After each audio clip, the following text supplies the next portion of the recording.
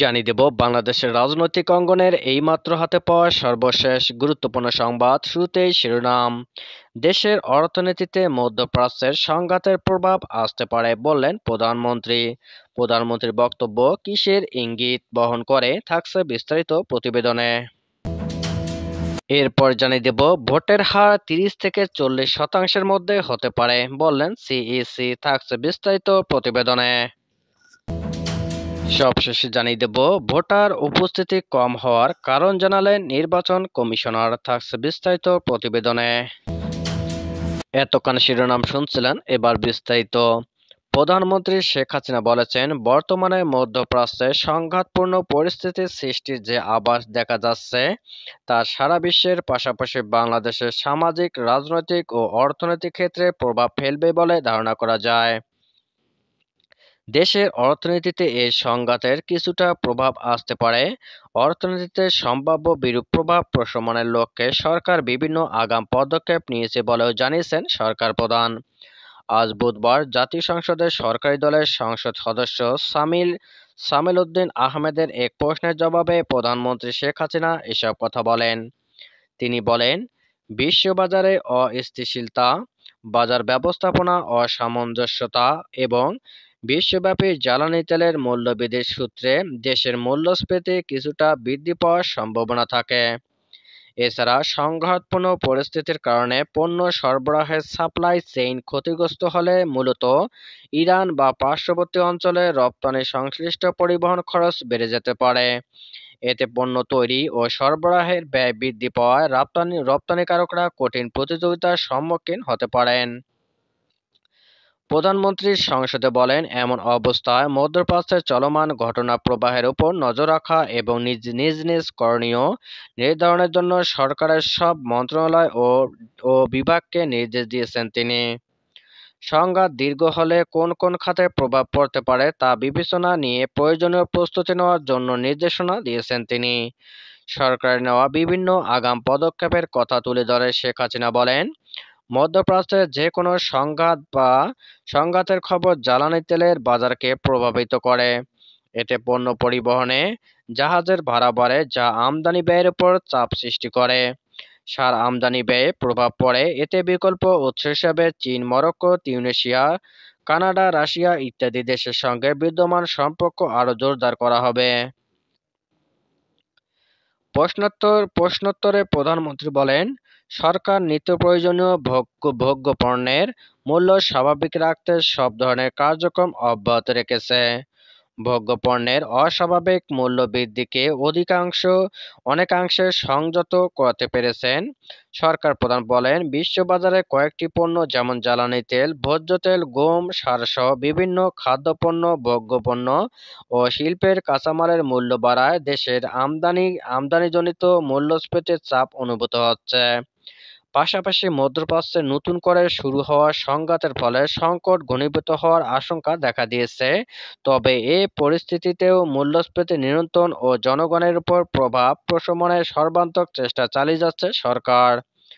টাকার বিনিময় হারের সাম্প্রতিক পতন অভ্যন্তরীণ মূল্যস্ফীতিতে বিরূপ প্রভাব ফেলছে উল্লেখ করে প্রধানমন্ত্রী বলেন, এক্ষেত্রে বৈদেশিক মুদ্রার বিনিময় হার স্থিতিশীলতা আনার জন্য শীঘ্রই ক্রনিং পেগ ভিত্তিক এ পদ্ধতিতে ডলারের দাম নির্দিষ্ট একটি সীমার মধ্যে ওঠানামা করে মুদ্রা বিনিময় নীতি গ্রহণ করা হবে।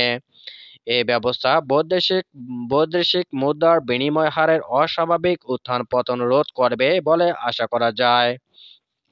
ফলে এটি মূল্যস্ফীতি নিয়ন্ত্রণেও সহায়ক হবে। আরেক প্রশ্নের জবাবে প্রধানমন্ত্রী বলেন, টিসিবিতে যে লোকবল আছে সেটা দিয়ে মানুষের যে সেবা করা হচ্ছে তা যথেষ্ট। সাধারণ মানুষেরা যাতে কষ্ট না হয় সেদিকে লক্ষ্য রেখেই সরকার ব্যবস্থা নিচ্ছে।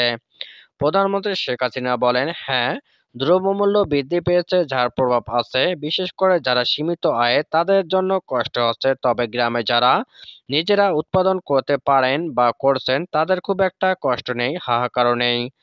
তারপর আমাদের সবসময় প্রচেষ্টা যে দ্রব্যমূল্য যেন নিয়ন্ত্রণে থাকে। সেটা দেশে যেমন উৎপাদনের পদক্ষেপ নিয়েছি, পাশাপাশি আমদানিও আমরা করে যাচ্ছি। যেটা যত টাকাই লাগুক না কেন আমরা কিন্তু খরচ করে যাচ্ছি।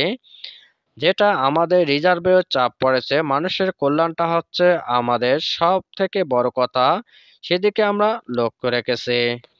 উপজেলা নির্বাচনে ভোটের হার 30 থেকে 40% মধ্যে হতে পারে বলে জানিয়েছেন প্রধান নির্বাচন কমিশনার সিইসি কাজী হাবিবুল আউয়াল। তিনি বলেন, নির্বাচনে বিচ্ছিন্ন কিছু ঘটনা ঘটছে। এমন এমন 34টি ঘটনায় 37 জনকে আটক করা হয়েছে, 2টি কেন্দ্রে ভোট স্থগিত করা হয়েছে। উপজেলা পরিষদ নির্বাচনে ভোট গ্রহণ শেষে রাজধানী আগারগাঁওয়ে নির্বাচন ভবনে সাংবাদিকদের এসব কথা বলেন সিইসি। আজ দেশের 139টি উপজেলা পরিষদ নির্বাচনে ভোট গ্রহণ করা হয়। সকাল 8টায় শুরু হয়ে বিকেল 4টা পর্যন্ত ভোট গ্রহণ চলে। এর আগে নির্বাচন কমিশন জানিয়েছে যে দুপুর 12টা পর্যন্ত প্রথম 4 ঘন্টায় 15 থেকে 20% ভোট পড়ে থাকতে পারে। আর প্রথম 2 ঘন্টায় হিসেব জানিয়ে বলা হয়েছিল যে 7 থেকে 8% ভোট পড়েছে। বিকেলে ভোট শেষে সিইসি কাজী হাবিবুল আউয়াল জানান, ভোটের হার 30 থেকে 40%-এর মাঝামাঝি হতে পারে। তিনি বলেন, আমরা এ পর্যন্ত যে তথ্য পেয়েছি, নির্বাচন অবাধ, নিরপেক্ষ ও শান্তিপূর্ণভাবে হয়েছে। কিছু কিছু বিক্ষিপ্ত ঘটনা ঘটেছে, যেখানে কিছু সংঘর্ষ, কিছু আহতের ঘটনা ঘটেছে। কয়েকটি কেন্দ্রে সীমিত পর্যায়ে কিছু অনিয়ম হয়েছে, যে কারণে আমরা তাৎক্ষণিকভাবে কিছু পদক্ষেপ নিয়েছি, আর 2টি কেন্দ্রে ভোট স্থগিত করে দেওয়া হয়েছে। সিএসসি বলেন, আইনশৃঙ্খলা রক্ষাকারী বাহিনী পেশাদারত্বের সঙ্গে দায়িত্ব পালন করছে, সে কারণে আইনশৃঙ্খলা পরিস্থিতি ভালোই ছিল। কিছু বিচ্ছিন্ন ঘটনা ঘটেছে, সীমিত পর্যায়ে ঘটেছে। তিনি বলেন, আমাদের কেন্দ্রীয় নিয়ন্ত্রণ কক্ষের তথ্য মতে 34টি ঘটনা ঘটেছে। এসব ঘটনায় আটক হয়েছে 37 জন। এসব সংঘর্ষ হয়েছে ভোট কেন্দ্রের বাইরে, ভেতরে কোনো সংঘর্ষ হয়নি। কেন্দ্রের বাইরে প্রার্থীদের কর্মী সমর্থকদের মধ্যে সংঘর্ষ ও পাল্টাপাল্টি ধাওয়া, কেউ কেউ আহত হয়েছেন। সিইসি জানান, 10,399টি কেন্দ্রে ভোট অনুষ্ঠিত হয়েছে, তার মধ্যে 2টি কেন্দ্রে ভোট বন্ধ করা হয়েছে। ভোটার কেন কম, ব্যাখ্যা সিইসির। কাজী হাবিবুল আউয়াল বলেন, ভোটার কম হওয়ার বিভিন্ন কারণ থাকতে পারে। তিনি বলেন, আমরা জানার চেষ্টা করেছি। আমাদের বলা হয়েছে অনেকেই ধান কাটতে থাকায় ওরা ভোট দিতে আসেনি। সকালে বেশ কিছু জায়গায় ঝড় বৃষ্টি হয়েছে, এটা একটা কারণ হতে পারে। সিইসি আরো বলেন, আমার বিষয় হচ্ছে ভোটাররা আসছে কিনা, ভোট দিতে পেরেছে কিনা, কোথায় কি অনিয়ম হলো, গণনার পর কোনো বিশৃঙ্খলা হয়েছে কিনা এসব দেখা।